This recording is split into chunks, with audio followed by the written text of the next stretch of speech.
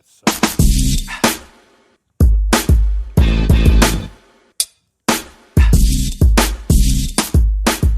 Dave, did you need the fortnight to recover from that Melbourne performance?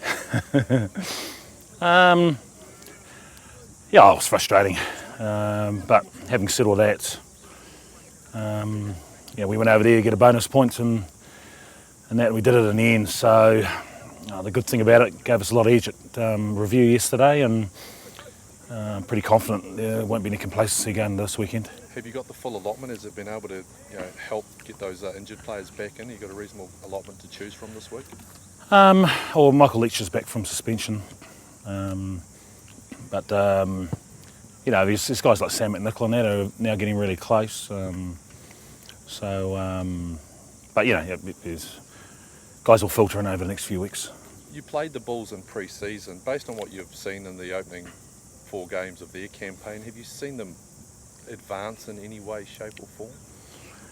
I reckon they dominated us physically in that game. They put a lot of pressure on us with their line speed, and we just didn't work hard enough off the ball, so we missed a few opportunities. So they'll probably take a bit of confidence from that into the game this weekend. Obviously none of our All Black boys played in that game either, so we're probably, from a resource point of view, a little bit stronger. So I think they never front very well first game off the plane. We'd expect them to be a hell of a lot better this week, and what we know is that if we're not disciplined, then they'll put us in the corner and they'll maul, and they're a difficult creature from there.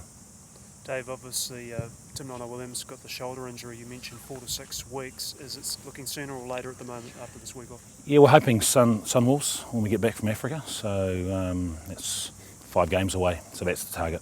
And Tony Polu obviously was injured, I think, in the last game. Yeah, he did a little bit of a hammy, running fast, so he's a doubtful starter this week, and obviously he needs to be right by Sunday to get on the plane to Africa, so we'll make that decision in the next few days. Special milestone for Liam Messam, 150 games, potentially. Yeah, phenomenal. Like I say, young guys in the room just gasp every time we name our team, and it's written how many caps he's got when some of these boys are playing 2 or 3. It's hard to fathom. So, it's a great achievement. Passionate Chiefs man, hugely respected by his teammates and our fans and that sort of thing. So, we need to put in a sort of performance that's worthy of that. What has he meant to you as a coach to have a guy with that level of experience around? Does it make it easier for you and the coaching staff? Oh, I think it does. I mean, you don't have to say as much when Liam's around, mainly because we've got a couple of captains, but he knows when to chip in. He brings that sort of passion with everything he says, and guys stand up and listen, So, it's great having him in the group, and he's contributing really well. There's been some interesting things going on at scrum time the last couple of weeks. Crusaders have had trouble with the Aussie teams. Is there a distinct sort of difference in styles that's leading to some of these issues that are going on between when the New Zealand teams take on teams from overseas? Oh, look, it's a difficult part of a game to referee for a start, and there's all sorts of skullduggery going on, and there always has been. So, ultimately, as long as everyone's pushing straight, then there shouldn't be an issue, but that's one for the referees to sort out. Yeah, sure. I saw Kane Hames was not involved in the end of training there. Is he playing? Is he all right? He's had a little injection in his knee, so he'll be back training Thursday. Is that Wayne Smith over there just offering a few words of wisdom? Or? Yeah, no, it's great to have Smithy in. He's in yesterday and again today, so obviously spent a lot of time in this environment. Again, another man hugely respected, and we really value his input, so it's good value. How nice to have a Blackfern training with you today, and how did that all come about?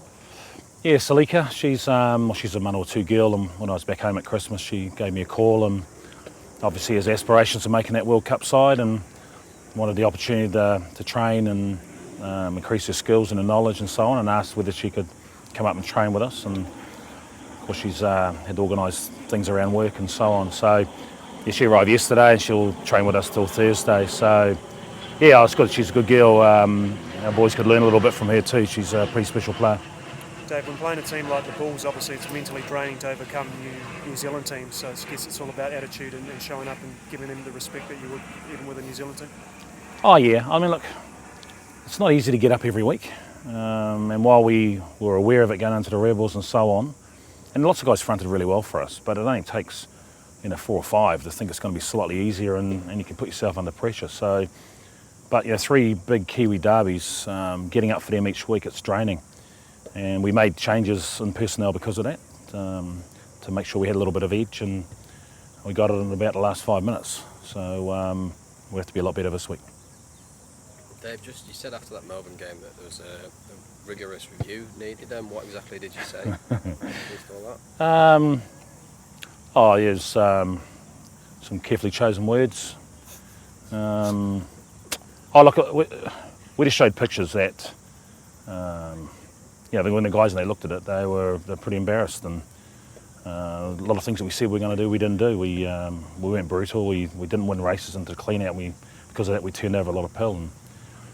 And defensively, we fell off tackles, and we didn't work as hard as we have been. So it was a pretty simple process. We covered what we said we were going to do, and then we showed what we did, and so we've got to be better.